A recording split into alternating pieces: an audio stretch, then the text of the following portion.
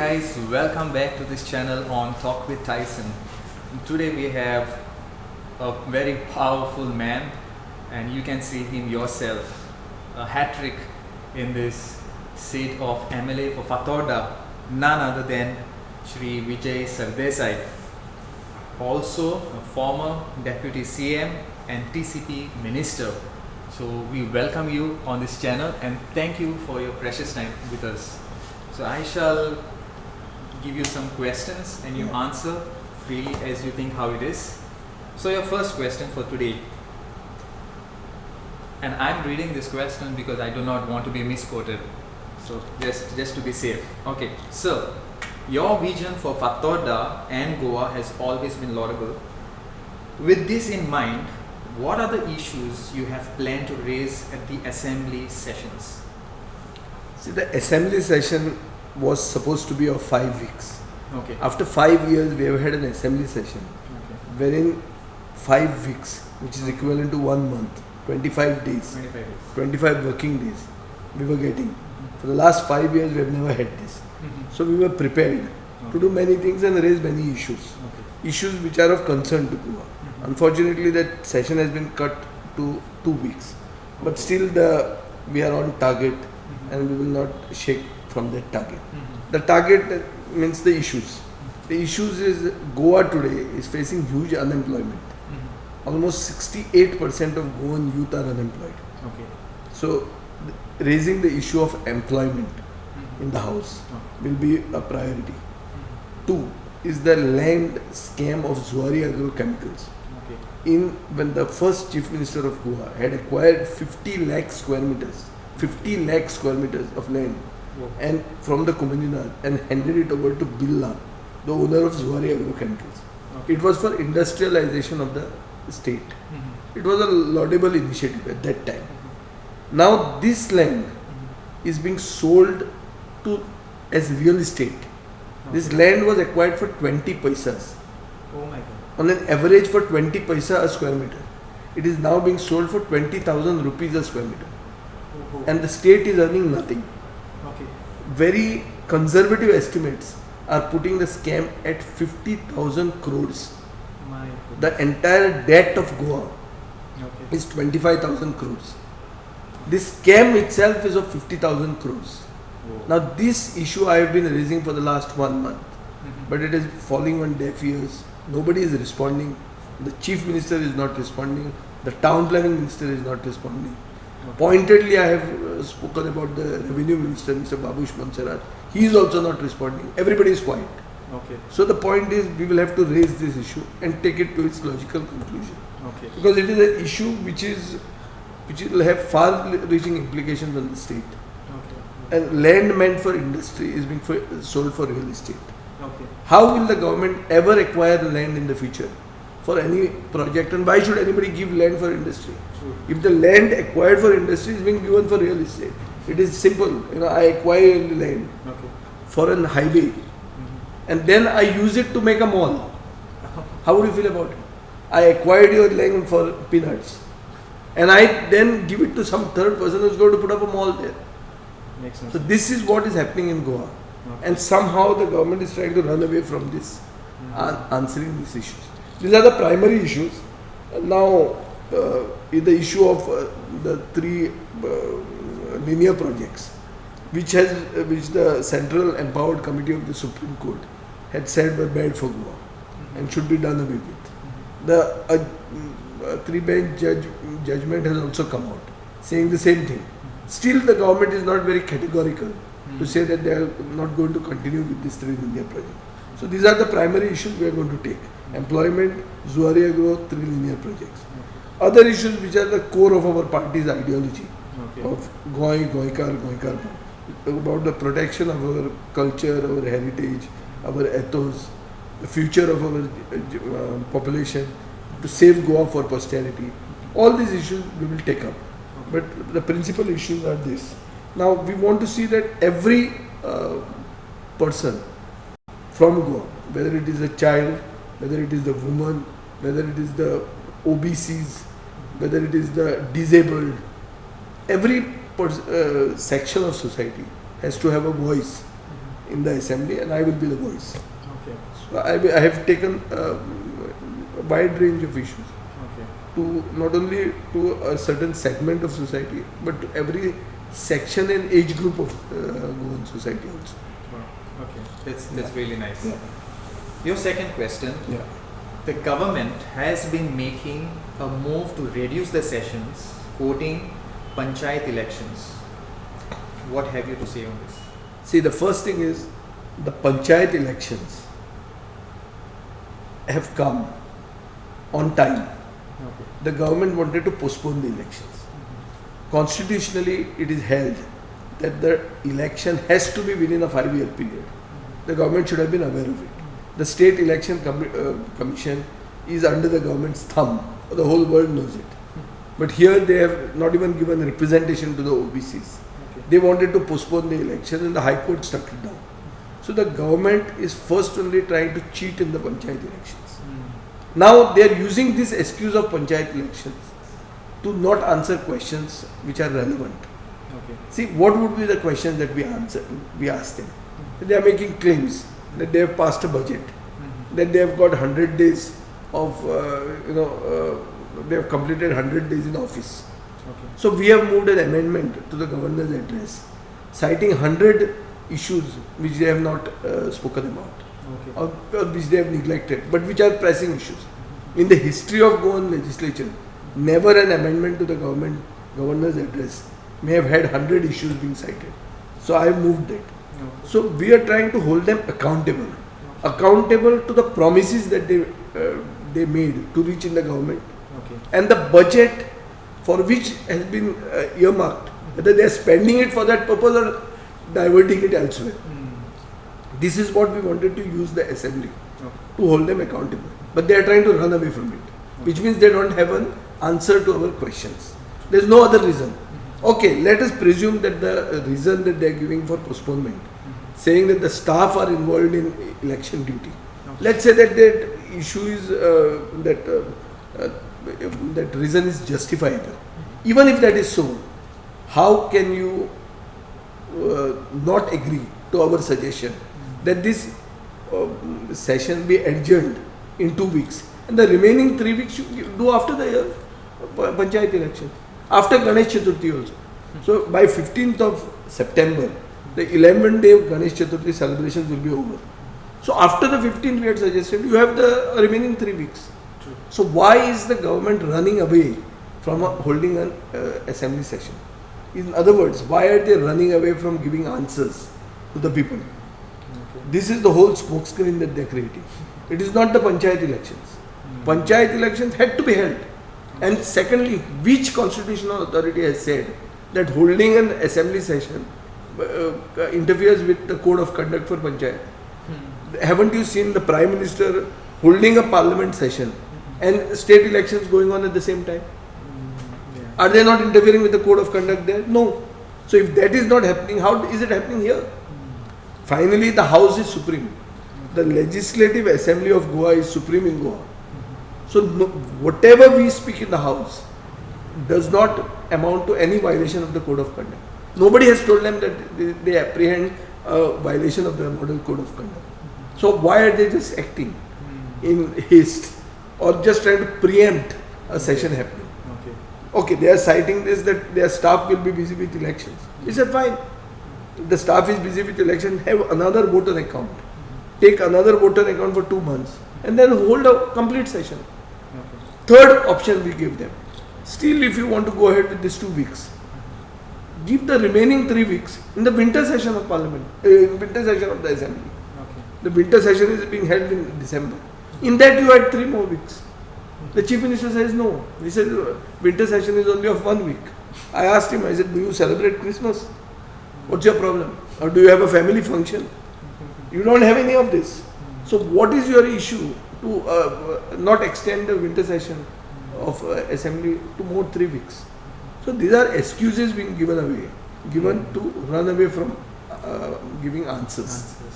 So I think this should be known to the people of Goa, that in spite of the brute majority that they have, they are still not willing to give answers. Okay. Your third question, Yeah. being part of the Parrikar government earlier Yeah. and now allied with the Congress, how do you view the BJP under Parrikar and now under Dr. Pramod Sawant? See, Parrikar was a single engine sarkar. Nowadays we keep hearing about this double engine sarkar. So he was good enough to alone run the government. Now Pramod Sawant, that his engine is not powerful enough to run both. Okay. The center comes out with many good initiatives, many new schemes, which don't even reach the people of Goa. Okay. So that double engine means nothing if there is no coordination between both of them. And the engine below has to also be strong, should think for the people of Goa. It should not only take dictation from the masters above. But that is what we observe.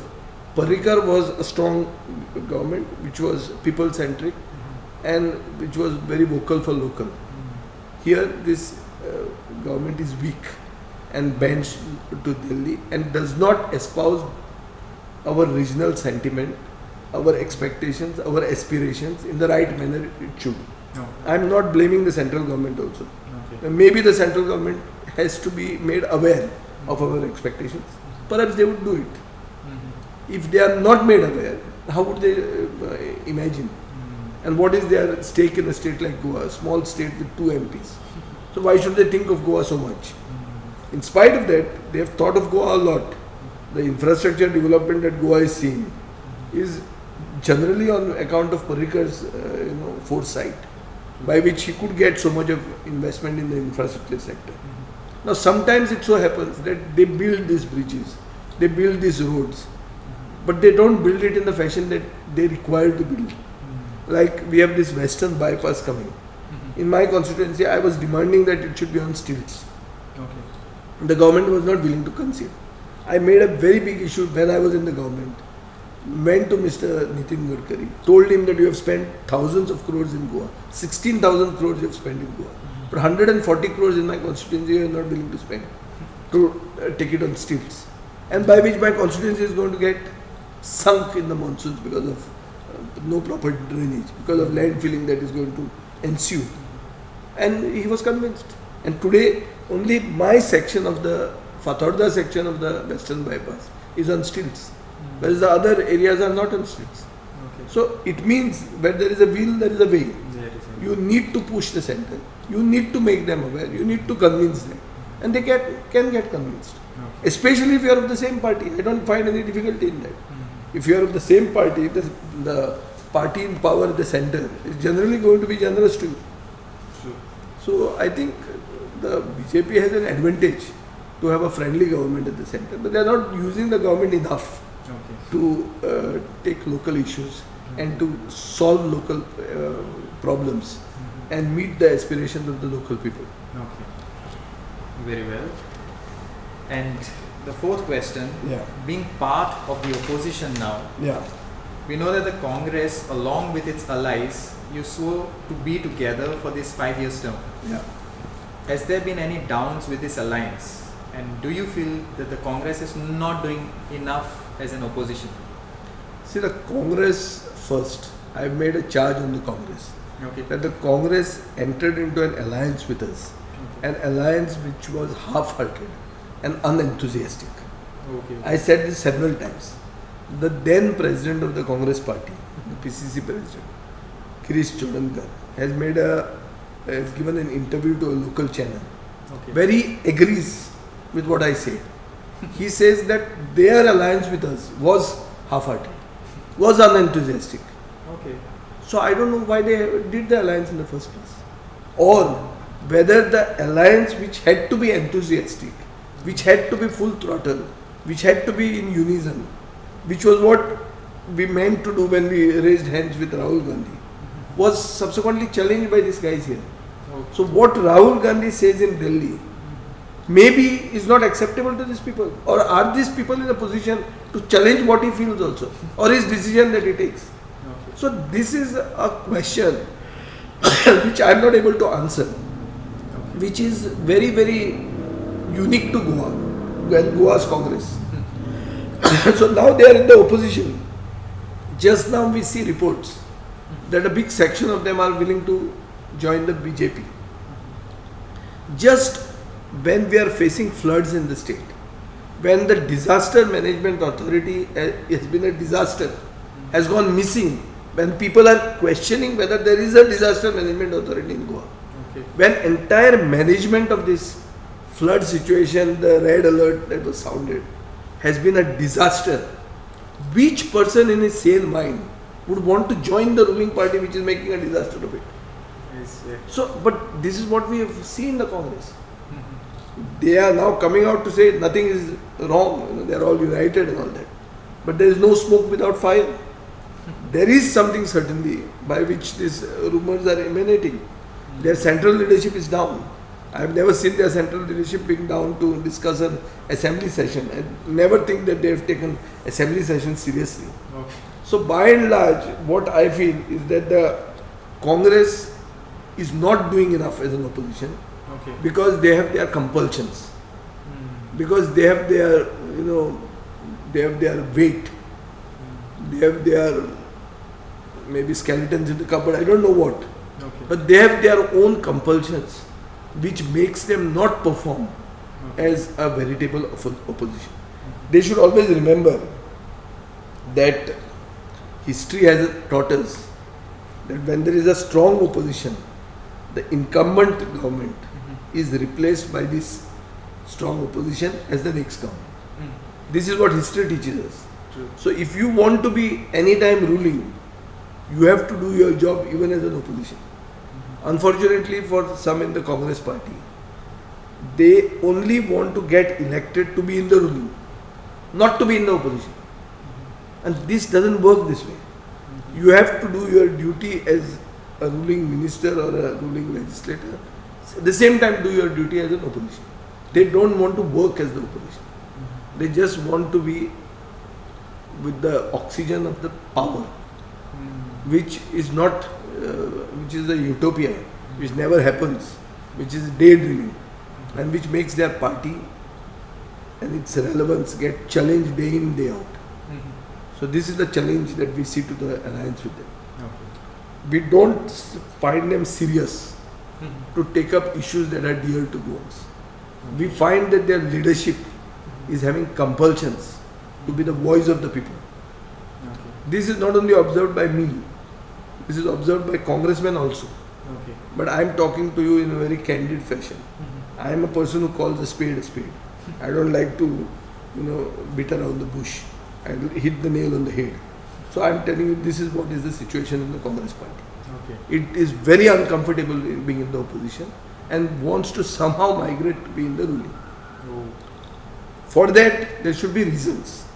Don't choose this opportunity, this time, when the state, half of the state is under the water, when the flagship program of Goa's development, which is Mopa Airport, entire Mopa region was flooded. All the villages next to Mopa were flooded. It took the Disaster Management Authority 1 day to reach Mopa. My God. In such a situation, if the main flagship program of your development, it takes you 1 day to reach there, what will be of Salchet and all these areas of South Goa which are neglected by the state? True. So in this situation, you MLAs who are from South, think of joining the ruling party. When your constituency is down under, is half under water. So what a occasion to choose.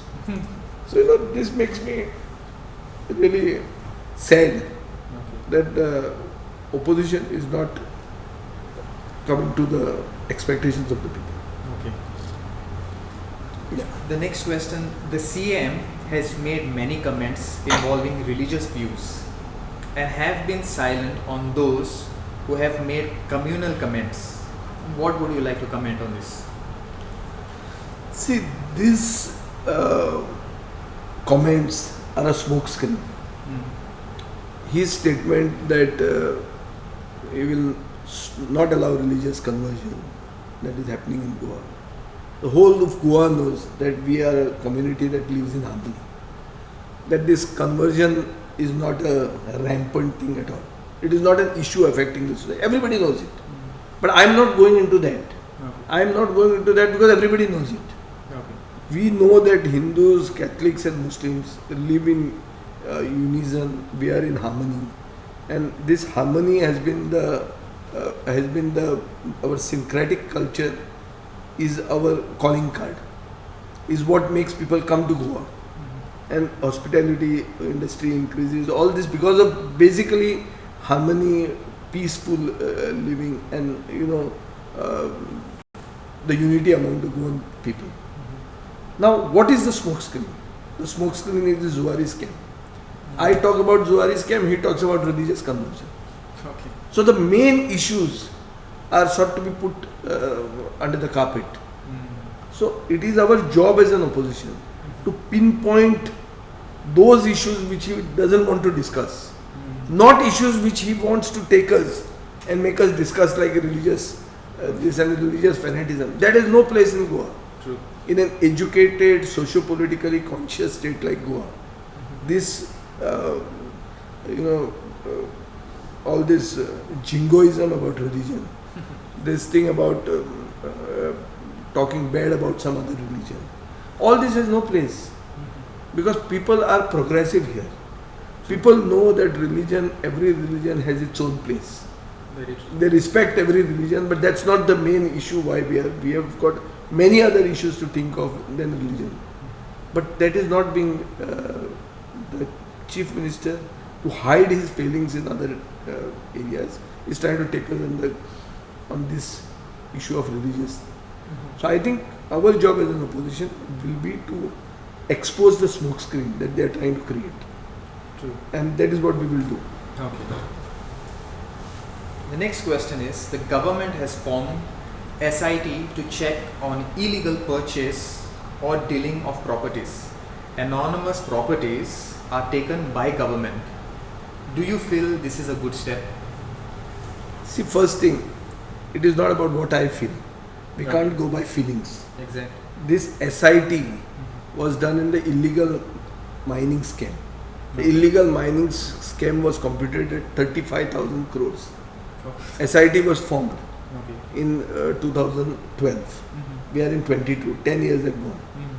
What is it? Where is it gone? How much money has been recovered?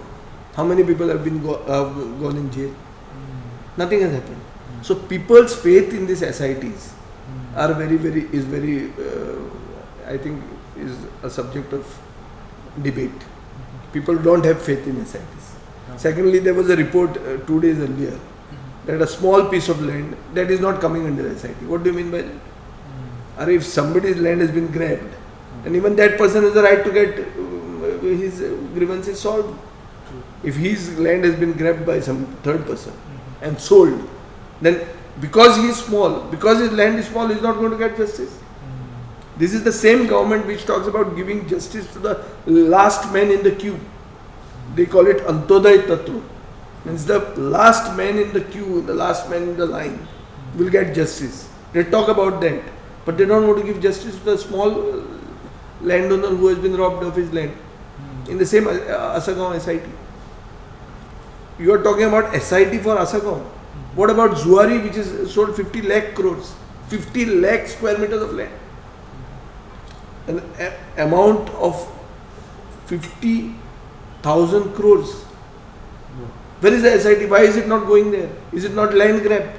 It is land grab from the comunidad and given to real estate lobbies out from outside the state. Is this not a land grab? True. So I think the entire credibility of these SITs is low because the government's intentions are suspect. And all these things haven't just happened. They have happened with collusion from every section of the bureaucracy, the political leadership, etc. Okay. They just can't happen there. This land grab cannot just happen. It happens from archives, from registry, from the police, from the government. All have blessed this, making money out of prime real estate. Okay. Now they say that now the government should not use this land grab at Asagaon to grab more lands of people who are staying abroad.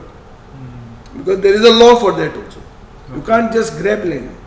There is a law that when you don't have heirs, when that land does not have owners, immediate owners, and the owners have died, then it goes to the government. By law it goes. They don't have to bring an SIT to say it.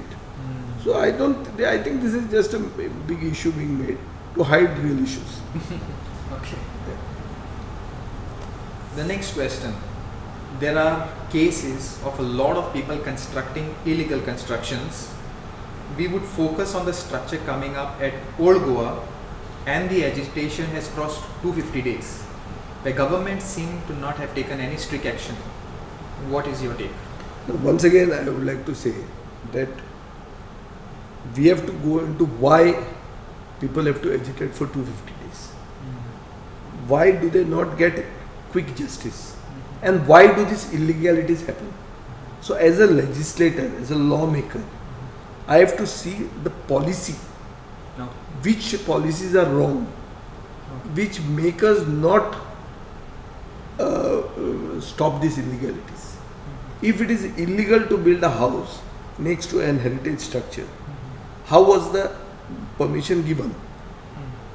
Why is the place not earmarked? That these are no development zones. You just can't go into it. What is the guarantee more things will not happen? And what is the history whether more things haven't happened in the past like this? This may be the tip of the iceberg. Why is it taking so many days to get justice? So I think as a legislator, we have to go into issues of policy to see that this justice is not delayed, so that it gets denied. Number one. Number two, how the policies are wrong, which in the first place allow such illegalities. So the government has to be very clear that these are areas that you cannot develop anything.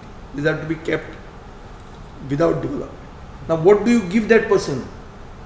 The owner of that land will say that why should my area not be developed? So for that I had brought a policy called TDR, Transfer of Development Rights, which means that this land you keep vacant. In lieu of you keeping this land vacant, you will get to build something elsewhere. Elsewhere is the receiving area, which means where you can go vertically upwards. So something has to be there to incentivize a person conserving heritage. Okay. Let it be natural heritage in the form of private forest. Let it be fields. Let it be heritage areas like wherever archaeology is concerned. So where no development is allowed, that person to keep it vacant and blank should also get incentivized to do something elsewhere. This should be the major focus, so that such illegalities don't happen again. Okay. And then we have to look at why the system is so deranged that justice is not given immediately. Okay. Why is justice delayed, being justice denied? So, as a legislator, I think this is the duty of us. Okay. I sympathize with people who are agitating, but I also feel that as legislators, it is our principal duty to see that we correct the laws so that this is not repeated again. Okay. Very well. The last question. Your message to Goans ahead of Panchayat elections. See, the Panchayat elections is about one's village. I believe these elections are not on party lines. So I believe Goans have to vote for those who believe that their village comes first, not that their party comes first. Those who believe in their village more than their party should be voted for. Let them be from whichever party. Those who believe that they will take forward the model of development by consent. This is what I practice in my constituency. In my constituency, no development initiative of the government is opposed by people. Why? Because I make people aware that this is what this means and this is what is coming. It is debated. Their suggestions are taken and then it is implemented. So there is no opposition. So every village should elect those representatives who believe that their interest of their village comes first, and this development of consent, development by consent, this model is practiced. They may be from the Congress, they may be from the BJP or from the Goa Forward Party or MG or any other party. I believe that those people who espouse this sentiment of development by consent should be voted for. Don't vote for the ruling party only, because they think of their party as first and the village as second. People should first think of their village as first. They will be good representatives. Vote for such people. Don't think of the party. This is my message. All right. So with that, today we end this session with Honorable MLA Mr. Vijay Sardesai, and he has been very vociferous, very clear and very blunt. He has his cases put forward, and I hope the message is loud and clear. Vote for the candidate, maybe not the party. That's what he has to say. And thank you so very much for making time with us, and till then subscribe to this channel and we will see you soon. All right.